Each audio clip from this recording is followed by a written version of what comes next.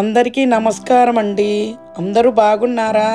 Welcome back to Lakshmi kitchen. ఈరోజు Rayalaseema mutton curry చేయబోతున్నాము. Sorry అండి, వీడియో పెట్టడం కొంచెం లేట్ అయ్యింది. మాది రాయలసీమ అండి.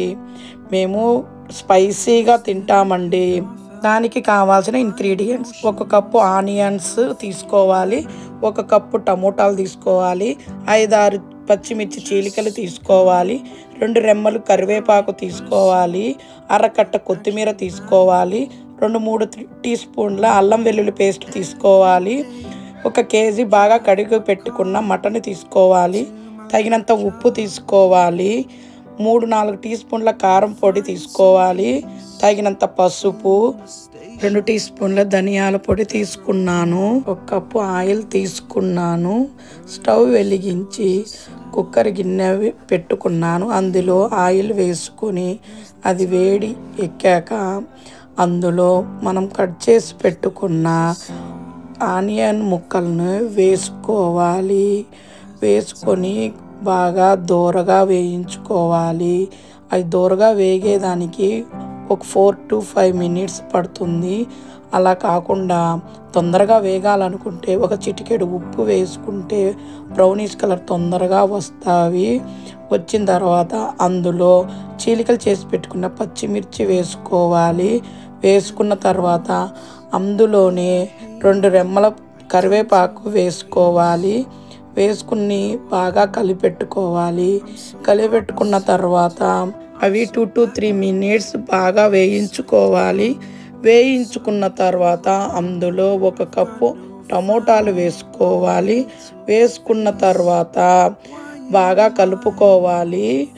కలుపుకున్న తర్వాత అందులో 1/2 టీ స్పూన్ పసుపు వేసుకోవాలి. పసుపు వల్ల ఎన్నో ప్రయోజనాలు ఉన్నాయండి.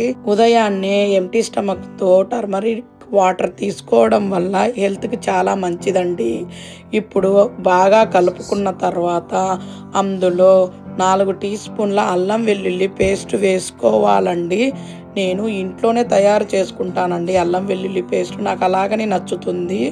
ఇప్పుడు ఒక 1.5 టీ స్పూన్ ధనియాల పొడి వేసుకోవాలండి. ఇవి పచ్చివాసన లేకుండా బాగా కలుపుకోవాలి. అందులో ఒక 4 టీ స్పూన్ల కారం పొడి వేసుకోవాలి.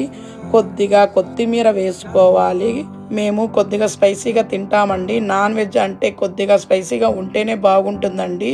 ఇప్పుడు రెండింటిని కలిపి బాగా కలుపుకోవాలండి.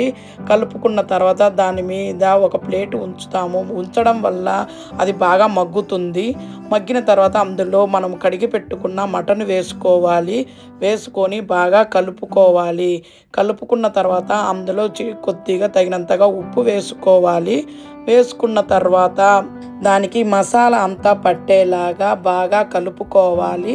కలుపుకున్న తర్వాత దాని మీద ఒక 5 మినిట్స్ వరకు మూత ఉంచడం వల్ల బాగా మసాలా అనేది ముక్కలకు పడుతుంది. 5 మినిట్స్ తర్వాత మూత తీసి దాన్ని బాగా కలుపుకోవాలి. ముక్కలు బాగా మసాలా పట్టడం వల్ల చాలా టేస్టీగా ఉంటుంది. బాగా కలుపుకున్న తర్వాత అందులో గ్లాస్ వాటర్ కానీ 1.5 గ్లాస్ వాటర్ కానీ అందులో పోసుకోవాలి. నేను 1.5 గ్లాసు వాటర్ పోసుకుంటున్నానండి. అవి వేసుకున్న తర్వాత బాగా కలుపుకోవాలి. కలుపుకున్న తర్వాత మూత పెట్టి విజిల్ పెట్టి ఒక 6 to 7 విజిల్ వచ్చేలాగా చూసుకోవాలి.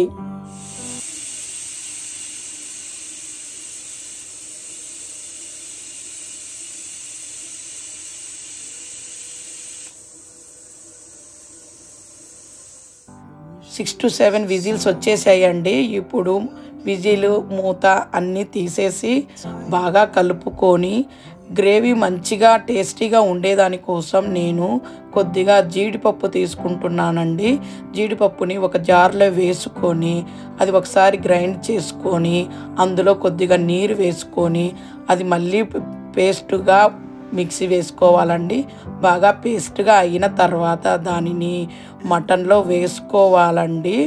వేసుకోవడం వల్ల మంచి ఫ్లేవర్ వస్తుందండి. వేసుకున్న తర్వాత అది బాగా కలుపుకోవాలి. అది ఒక 10 to 15 మినిట్స్ అలా ఉంచడం వల్ల బాగా మటన్ చిక్కబడుతుంది.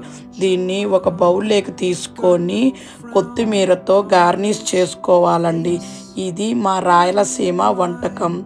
ఎలా ఉంటుందో ఒకసారి ట్రై చేయండి. ట్రై చేసి కామెంట్ చేయండి. మీకు ఏవైనా రెసిపీస్ కావాలంటే కామెంట్ చేయండి. నా బెస్ట్ ఇవ్వడానికి ట్రై చేస్తాను. ఇంకొకసారి వీడియో లేట్ కాకుండా చూసుకుంటానండి. మా వీడియో మీకు నచ్చినట్లయితే లైక్ చేయండి, షేర్ చేయండి, సబ్స్క్రైబ్ చేయండి. ఇక బెల్ బటన్ నొక్కడం మర్చిపోకండి. Thanks for watching. This is Lakshmi's kitchen.